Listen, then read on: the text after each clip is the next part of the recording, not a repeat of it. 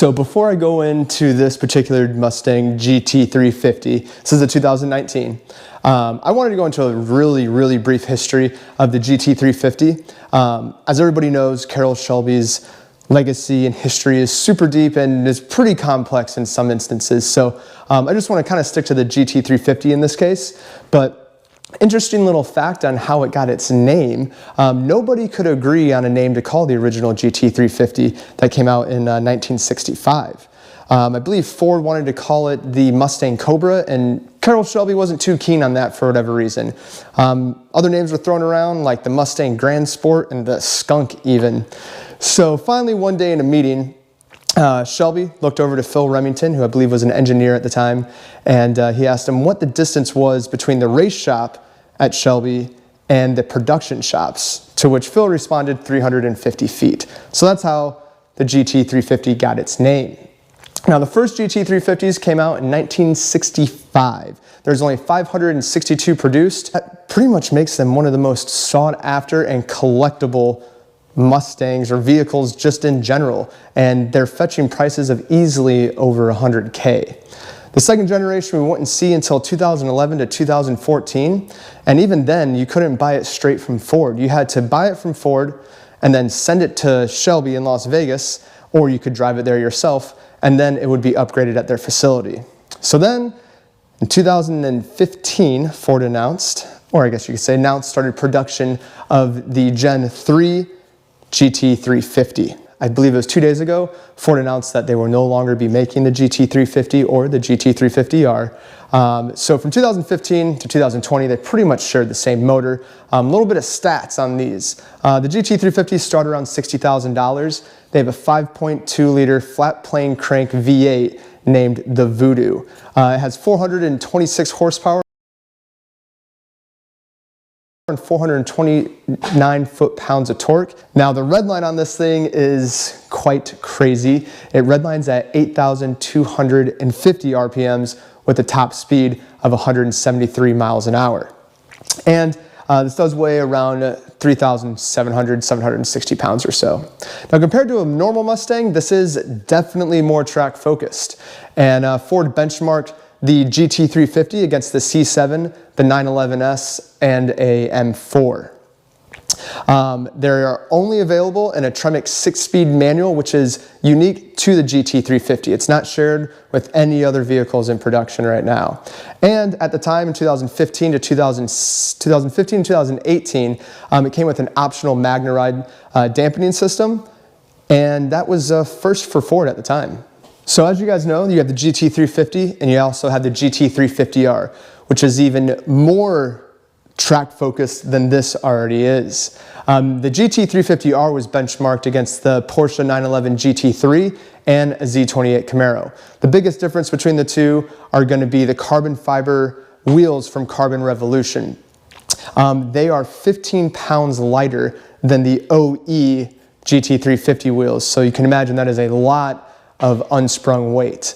It's a big difference in that and handling and everything. It also has a carbon fiber rear wing, more downforce, and it has the options to remove things like the stereo, the air conditioning, all the carpet, rear seats, and the backup camera, which makes it around 130 pounds lighter than what you see here. Now in 2019, the GT350 did get some upgrades, as well as the GT350R. Some of the main differences are it now shares the 5.2 liter engine block, cylinder heads, and valve train from the GT500 to reduce the overall production cost of these. It also shares the front grille of the GT350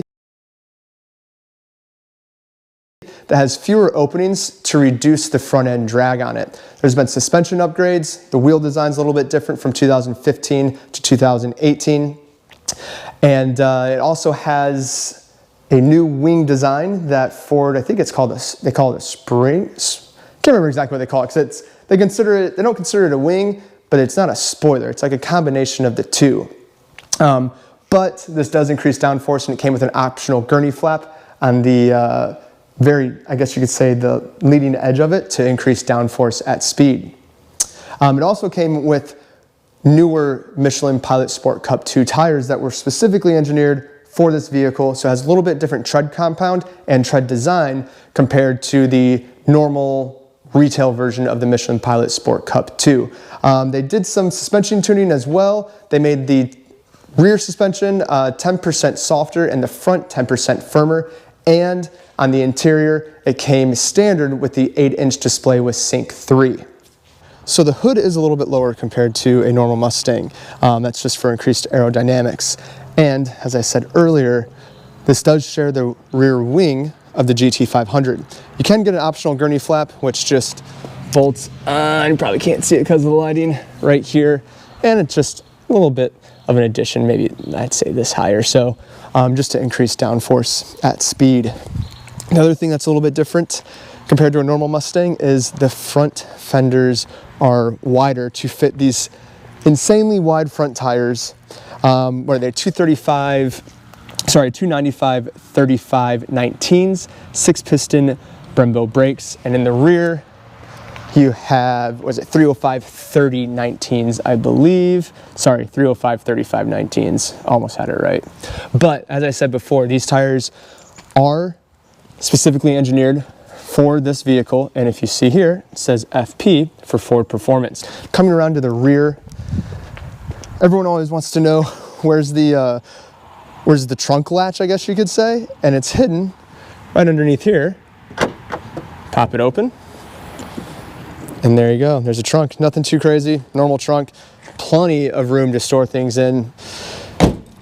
Love the GT350 badge. It looks so mean and menacing, and they carry that through into the interior on the steering wheel and on the front over here. Now the GT350R, these badges are red. Another thing is, I really like, which I don't know why they didn't carry this over onto the front of the vehicle, but little rock guard here. I like that. Kind of reminds me of like a Corvette. The Z06, I think the Z06s had that, or you can get it optional on the Corvette. But for whatever reason, they didn't do that up here on the front.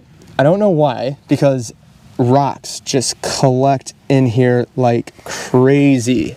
I know this was optional, but I love the fact that when you go to unlock this, and if it's night out, the Shelby emblem will shoot out of the mirror onto the ground, and it looks awesome. Let's do it.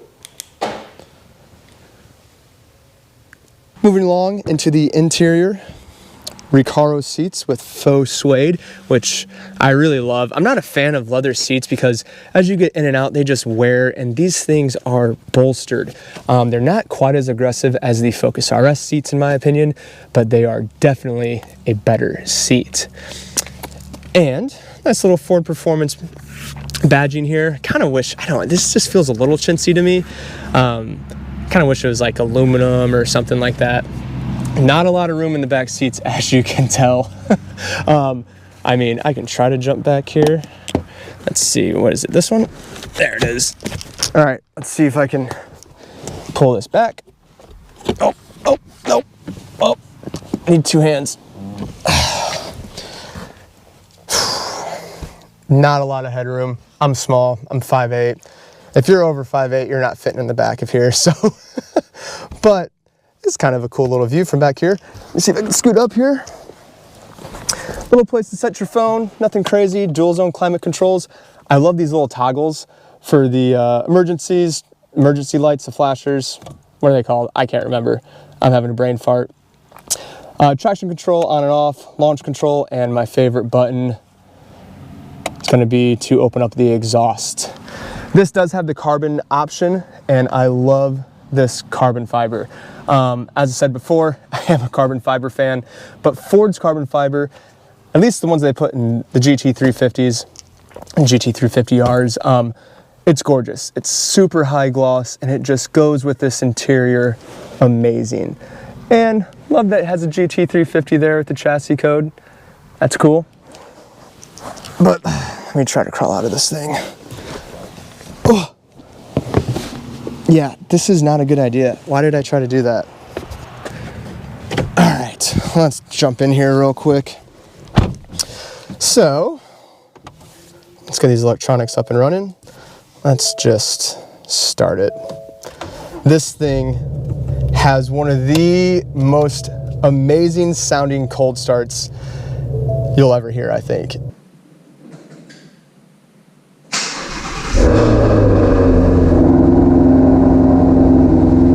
again, 8-inch Sync 3, just like on most Ford vehicles now, if you get them fully loaded or however it comes now. But I cannot speak highly enough of Ford Sync 3. But you can control your climate from here as well if you'd like. I'm not a big fan of controlling climate with electronics. I think it's just making something that should be very simple to do, like right down here. I mean, it's been like this in vehicles for how long? I think this is taking it a little too far, because the last thing I want to be doing is driving down the road and touching a bunch of stuff to get my AC right. Not a big fan of it, but it is kind of cool, I guess. Have your oil pressure and your oil temp here, kind of cool. And other than that, guys, I mean, it's not like a super luxurious interior, but I think for what Ford was going for with a track-focused vehicle, they hit it out of the park. And I know it's a little biased. Again, I am a Ford fan. If you have a GT350, or you're thinking about buying one, and you do buy one, and you don't open up the exhaust every time you drive it, you're doing everybody a disservice that is around you and everybody that you're going to see that day, because this engine sounds insane. And it's awesome. So let's go to normal mode. It's normal, it's quiet, you can't hear it, windows are down, it's nothing crazy. So let's open up this exhaust.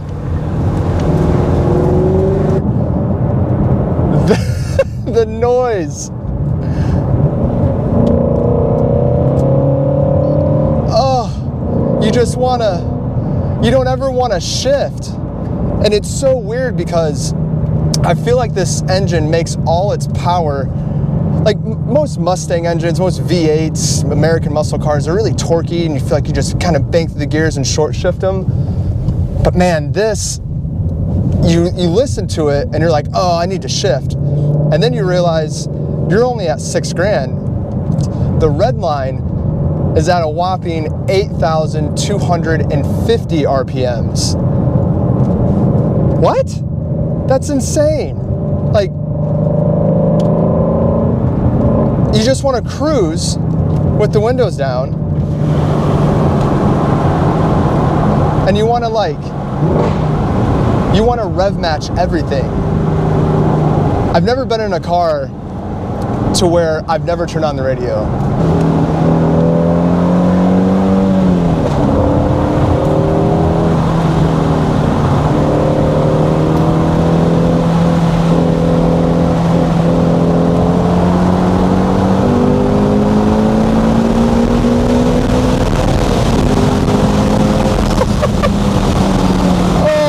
Gosh, and these brakes. Oh, these brakes. 6-piston Brembos, and they stop quick. They give you a lot of confidence. This whole car gives you a lot of confidence. You know, Ford benchmarked this against the M4 and the 911 Carrera S and the Z06. Or sorry, not the Z06, the C7. And I've driven an M4. I've been down to BMW's facility in South Carolina and driven all from an M2 to an M6 to an X6M on the track. And the M4 was fun. And this beats that M4 hands down. This car, it's like, rev match me. Please just rev match me. Oh my gosh. This car should come with a warning. Smiles included.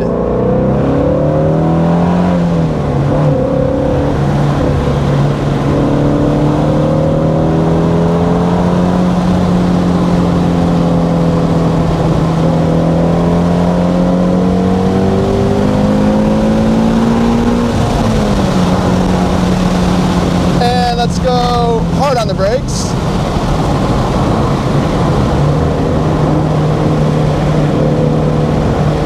It sticks like glue. The steering in this feels so precise. It's like you give it a little input and it just dives right in. You have different steering settings. You have normal, sport, and comfort.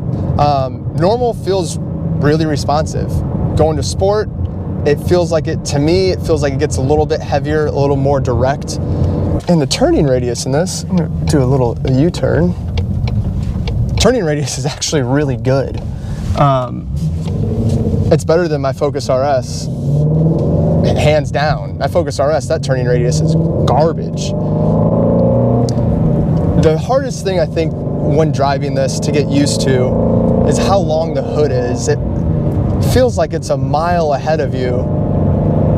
And when you first get in it, at least I thought, there's no way this is going to be responsive in corners, and you know, all the hype that it had and all the great reviews that really every automobile magazine, blogger, YouTuber has given it. Yeah, no, it handles like a dream. First gear is a little hard to go into.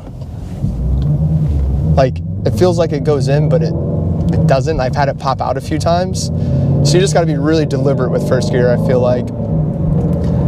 The throw isn't, it's pretty short. I feel like it could be a little bit shorter, but I like it. I like the way the shifter knob feels. Again, I'm a carbon fiber guy. Could have been carbon fiber.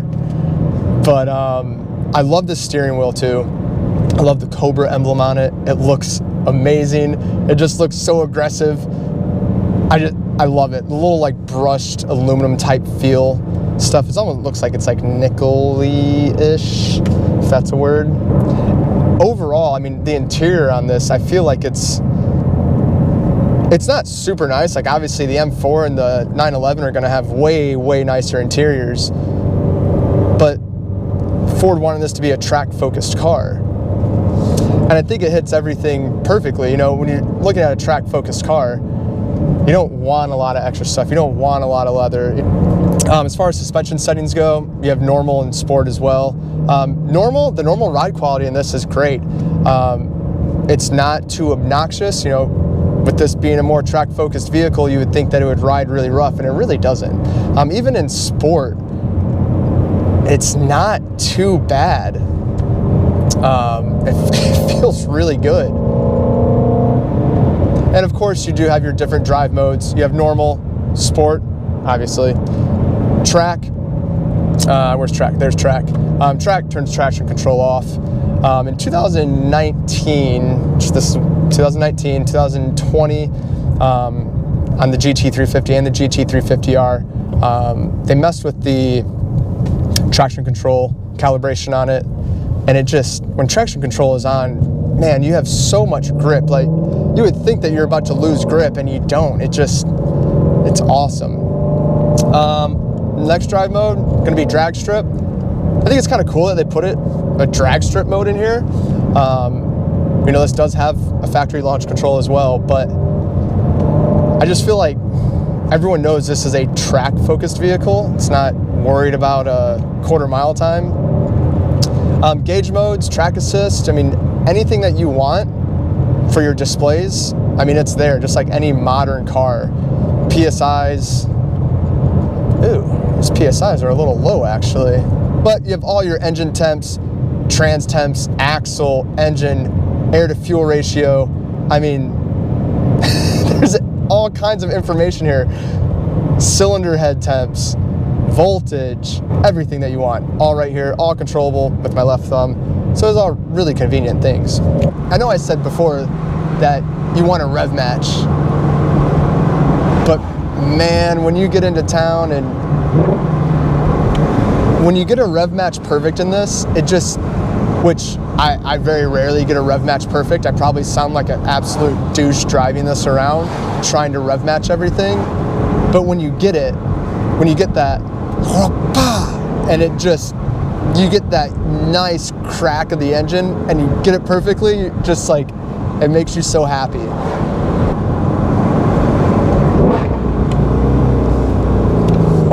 I think I got it.